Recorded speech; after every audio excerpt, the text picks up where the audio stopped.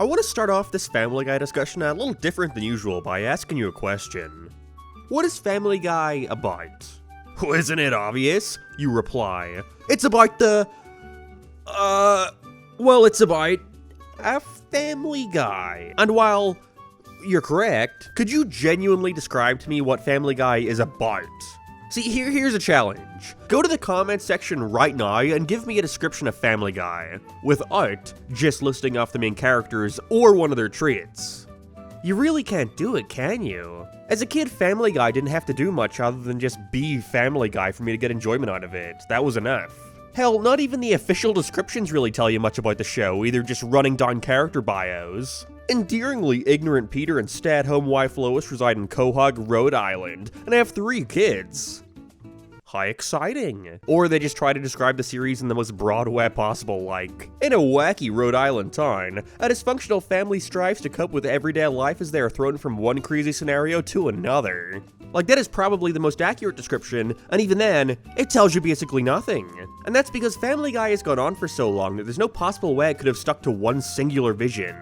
The only real consistency between Season 1 and Season 22 is the fact that it stars the Griffins, that's it. It's too popular to feel, and so therefore, it's afforded the luxury of just being Family Guy. That's all anyone ever really expects of it. However, I'd argue that early on, Family Guy had a pretty clear theme. For the first 2 seasons at the very least. It was about a middle-aged man trying his best to raise a family he can't relate to. His only frame of reference being the sitcoms he's consumed all his life. That's why the TV was such a large focus. It's in the logo, for Christ's sake.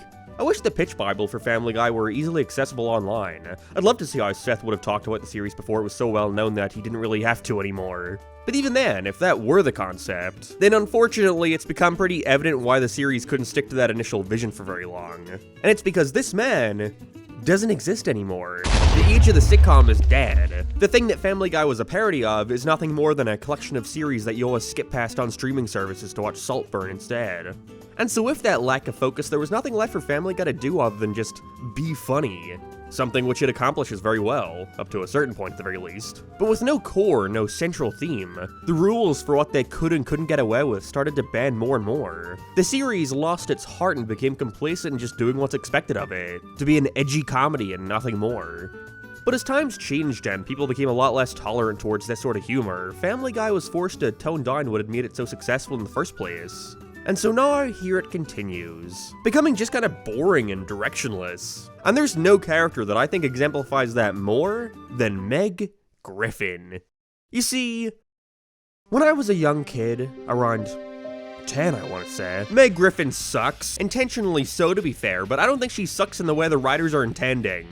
I've done a lot of these Family Guy character analysis over the past few years, with a random Springtrap in there too. Why the hell did I do that? And usually they all follow a similar pattern, highlighting the humble beginnings of the character within the first couple seasons, before showing how the writers gradually got more and more comfortable with pushing the boundaries of what they were capable of.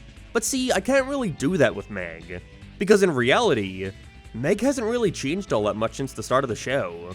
Now, there's not no differences between them, and I would definitely say the way she's presented now is a lot worse than how she started, but the nucleus of her is pretty much stayed the same. She's the lame one. But Meg is unique for Family Guy as, again, she hasn't changed much. But instead, the difference comes from how the world reacts to her. Listen, Brian, I take a bullet for Meg. Hi, Dad. In early Family Guy, Meg was your average unpopular teenage girl. She was an exaggerated archetype, much like every other character in the show. Although I'd argue in the first couple seasons, Meg was the most normal one out of the entire Griffin family. She worked as a straight man for the rest of them, especially Peter, constantly being embarrassed and angered by his antics, constantly announcing how she hates them all and wishes she weren't a part of their family. I think her attitude and personality early on was exemplified perfectly with Lacey Chabert's vocal performance, second only to Elise from Sonic 06. I don't care what happens to the world. Brought a tear to my 8-year-old eye. Meg was lame. She had little to no friends at school, the only guy that liked her was the most unpopular kid around. The only real support Meg got early on came from Peter and Lois, occasionally Brian, but you could always tell it was a little forced. Go with you? No, I won't. I'm so fat and gross. Oh. I should just kill myself. Oh, that Something I always find interesting about the start of Family Guy was them really honing in on the fact that Peter didn't get along with his kids very well beyond the surface level. Sure, he loved them, but you always got the idea that he either wasn't approving of their goals, or in Meg's case, he's aware that she's a total loser. And while later on that got exaggerated to him just hating them, I enjoyed how that was a detail that seldom let him slip out. He loved Meg and was a kind, supportive dad to her, you know, in his average Peter Griffin way. So when he did talk back to her or make a joke at her expense, it always caught you off guard. The joke came from the fact that he was saying this to his kid's face, you know? Amber wasn't gonna go, so I went to the mall, and you're not gonna believe it. They both showed up. Hold it, Meg, I'm sorry. That is a really boring story. She was a punching bag, sure, but they were smart not to make it too excessive. The Family Guy staff have always been open about the fact that Meg is the way she is because of the primarily male writer's room at the time not really knowing how to write for a teenage girl. And so their solution was to just make her an outcast. And while there's definitely dangers that come with that, mainly making her a little one-note, but I'd say that in the first couple seasons they actually struck an excellent balance with her character. It's almost like they leaned into the fact that they had no idea how to write her and expressed that through Peter, a character in which they obviously have a much easier time writing for. You have episodes like Chitty Chitty Death Bang or Let's Go to the Hop, both of which are written through the lens of Peter and his inability to control her. One ending with him trying to make her see the importance of showing her mother that she cares about her, and the other entirely revolves around him trying to protect her from drugs. He gets sidetracked, but hey, the intention was there. Today means nothing if Meg isn't here. Pretend I'm your child, Lois!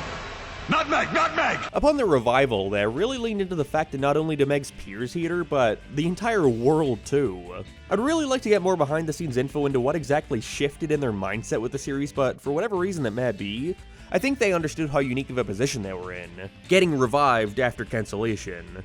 And because of that, it's like they knew they could get away with anything, whatever they thought was funny. And at the time, that was being edgy. Maybe it also had to do with the unspoken pressure of getting revived. You know, look at Clone High Season 2 for example. It was put in the exact same position and it crashed and burned, simply because it wasn't anywhere near as funny or charming as the original. But if there's anything I could criticize post-revival Family Guy for, certainly not the comedy. With Season 4, they really started leaning into these over-the-top portrayals of the characters. You could really tell they had spent some time away from them, and so instead of trying to recapture what was there before, they instead decided to take the series in a slightly different direction, focusing on sillier and more cartoony scenarios, and making the characters more extreme to fit that new tone. At this point, Meg had fully succumbed to being the show's punching bag, quite literally in a lot of cases. Hey, downstairs. Shut up, Meg became one of the most merchandisable catchphrases in adult animation, to the point where not even her new voice actor Mila Kunis could walk down the street without having it yelled at her. Episode plots were conceived on the concept of what shitty thing they could do to her next. If you go to the Family Guy wiki and look at their Meg Abuse tag, which exists, yes. I like a lot of these episodes. This isn't to say mean equals bad, but similarly to a lot of these other Family Guy discussions, I think it instead highlights the point in which the writers were more than willing to sacrifice realism and heart for comedy and shock value. Also, minor tangent here, I brought this up in my Quagmire video, but fuck the Family Guy wiki for including episodes in here that don't exist! Every time I'm looking for certain episodes, I'll see their descriptions and be like, oh, I don't remember this one, I guess I gotta go check it out. Only to search for it on Hulu and realize it doesn't exist. I wouldn't care if they specified that, but they literally give season and episode numbers in here. Why? Anyways, you know, I know that Family Guy was never the most realistic cartoon out there, God no. And I don't want Family Guy to be some sappy sitcom about all these people who just love each other unconditionally. But my issue mainly comes from them wanting it both ways. See, there were still hints of her previous relationships in there, episodes that harken back to her dynamics from season 1 or 2. My mind jumps to the season 6 episode where Meg wants to get married to that guy, which makes Peter incredibly mad and overprotective of her. Dad, this is ridiculous. I just want to talk to him. I just want to talk to him. I just want to talk to him. I just want to shoot him. Or how about season 10's aptly titled Meg and Quagmire, which sees Meg turning 18 followed by Quagmire immediately swooping in trying to fuck her, making Peter, again, really overprotective, resulting in one of the only serious Peter Griffin moments of the show's past 10 or so seasons. So I don't care how old you are, you're gonna do what I say and get in the damn car! I like these episodes because they harken right back to its early days. I could see either of these storylines taking place in season 1 or 2. Again, because it's all shown through Peter's lens and his lack of control over his family.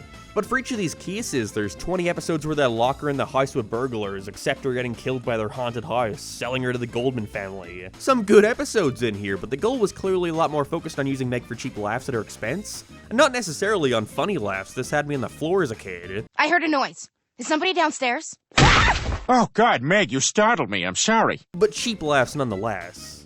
No restraint was shown with what they could get away with, and because of that, it makes the moments that do remind me of its early years hit less. Because if anything, that now feels out of place. Perfect example. That episode I just talked about that features Peter not wanting Meg to get married also features this familiar clip. Hi, Dad. The Meg abuse reached a peak, however, with by far one of Family Guy's most infamous episodes, Seahorse Seashell Party. This episode had a chokehold over me as a kid. I first saw it as a bonus feature on one of the DVDs I got for Christmas that year, and I thought it was hilarious. It was one of my favorites.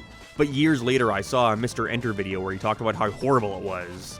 And as a 9-year-old, it honestly made me kind of afraid of the episode. Maybe it was his intro, there was something so freaky about it. Some viewers may find this disturbing. Viewer discretion is advised.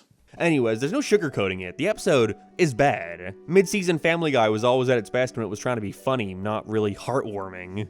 Many of their attempts at morals came off as insincere due to their inability to calm down on the funnies for half a minute. This episode tries to finally address all the abuse Meg has suffered over the series, her even making a lot of callbacks to previous instances. Honestly, for someone who's seen the whole series, it's really gratifying to see her finally call everyone out, actually managing to finally break through to them for once. Until you remember that this is Family Guy, and everything has to reset by the next episode. And so Meg just randomly accepts her role in the family as a lightning rod for abuse. That is exactly how she words it. That this family can't survive without some sort of lightning rod to absorb all the dysfunction? Well, it's a theory, I guess. Maybe if I feel bad, they don't have to. From here, the Meg abuse never really went away.